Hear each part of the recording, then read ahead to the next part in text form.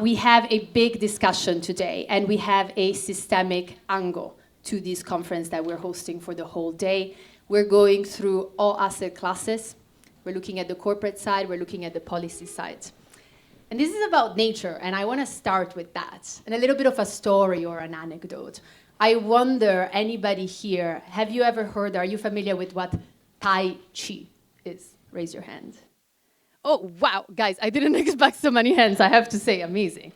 Clearly, it's a nature-focused audience. Somehow, there's a parallel. Now, the story I want to tell you guys is, last March, I was in Thailand, a land that I love, and I learned Tai Chi through a Taoist master who's extremely wise, extremely present, very connected with nature, and he told me something that made me understand more deeply, more viscerally, my connection with nature.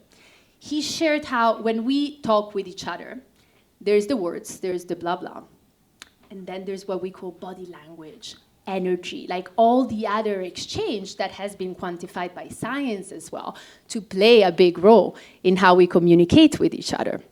He calls it chi, energy, so Tai Chi stands for that. And he said, well, when you're in nature, it's the same. There is energy moving through, there is chi moving through.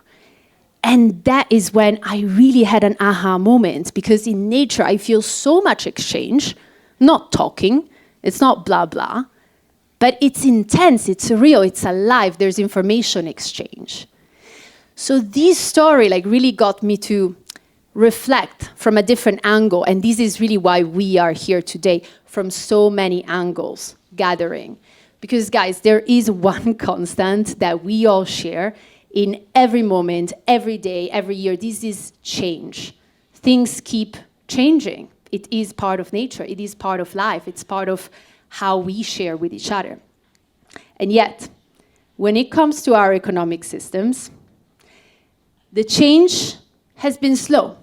The change has actually been lacking for hundreds of years when we're talking about equity, when we are talking about things are being priced or not priced into how we interact within this economic paradigm.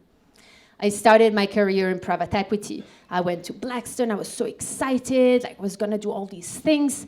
And yet, when I started in private equity, the industry had changed so much from its 80s and 90s high points of large cap buyouts, lots of actions.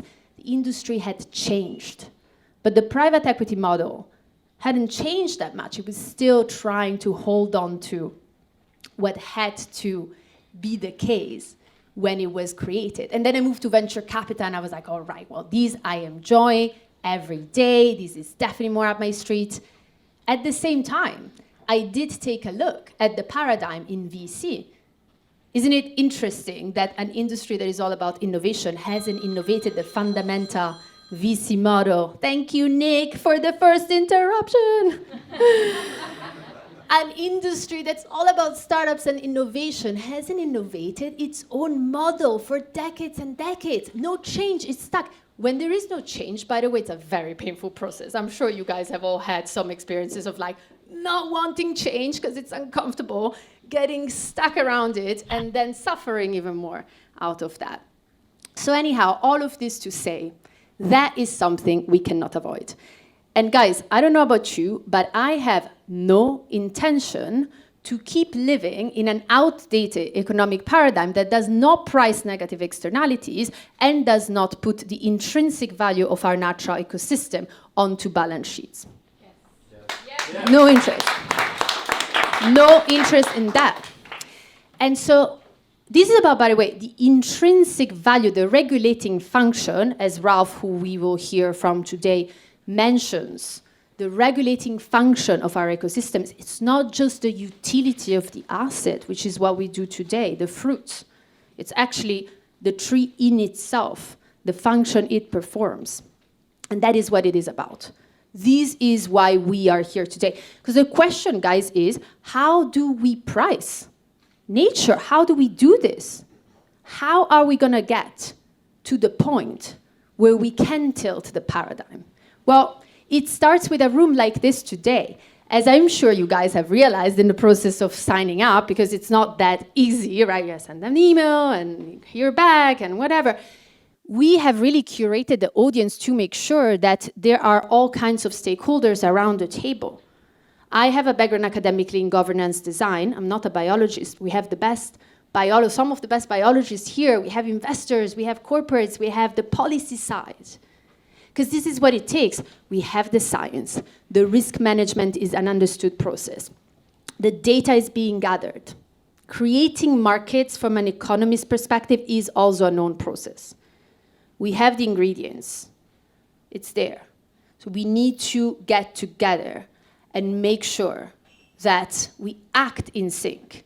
We make this happen. This is why we're here today. And by the way, guys, if you're in this room, do not think, oh, okay, well, we have a nice discussion here, meet a few people, we go back. No, no, no. There is also a plan here.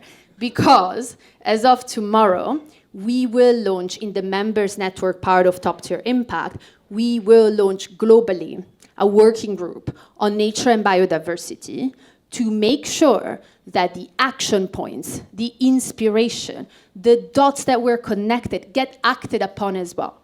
From today, we will sync up with groups like the working group I was part of last week at a conference in Milan that truly inspired me, led by Ralph and his colleague Carlos as well. We will collaborate and sync up with other groups who are focused on making sure action happens here. Action is a core value of Top Tier Impact, part of our mission. Our mission is to take impact and sustainability into the mainstream.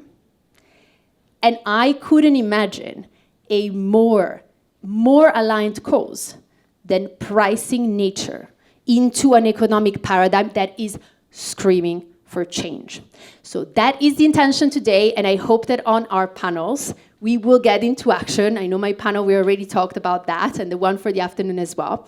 So guys, welcome. Thank you for the work that you do, because if you're in this room, you are doing work on nature's behalf. And I hope that we can have a day that will follow up into the concrete action we're all looking for. Thank you.